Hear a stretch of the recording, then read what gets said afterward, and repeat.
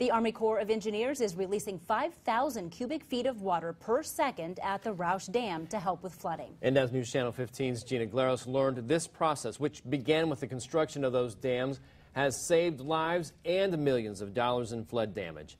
She joins us in the newsroom with more on this. Gina?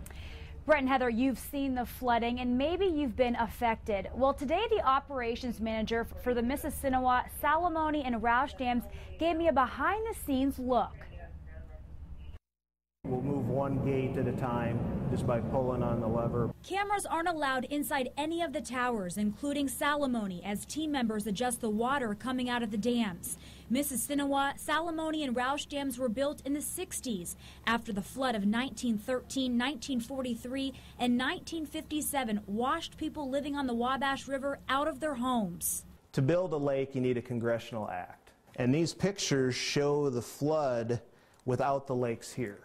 Scott Doms with the Upper Wabash Project says since, Mississinewa has saved $484 million in flood damage, Salamone $394 million, and Roush $305 million. That's not including this year.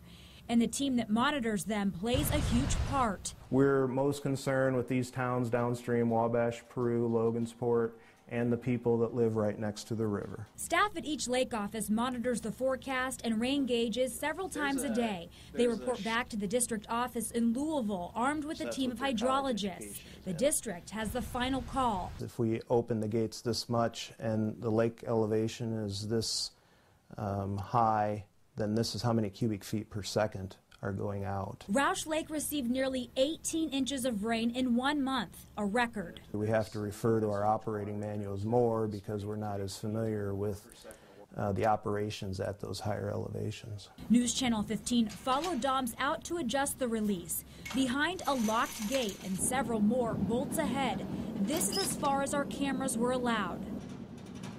Whenever we make gate changes, we got a siren we have to hit to warn people downstream. Now there's 3 more floors to this tower, and you guys are welcome to see the other ones if you're interested. So we went down 90 feet to the bottom. Not something many are allowed to see for security reasons, but an integral process to keep your safety their first priority.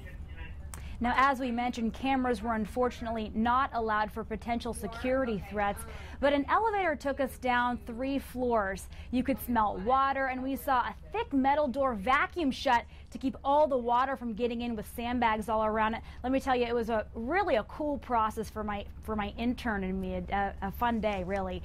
Now, guides do sometimes lead small groups to tour the tower, so you might have a chance to do that yourself. We're in the newsroom. Gina Glaros, News Channel 15.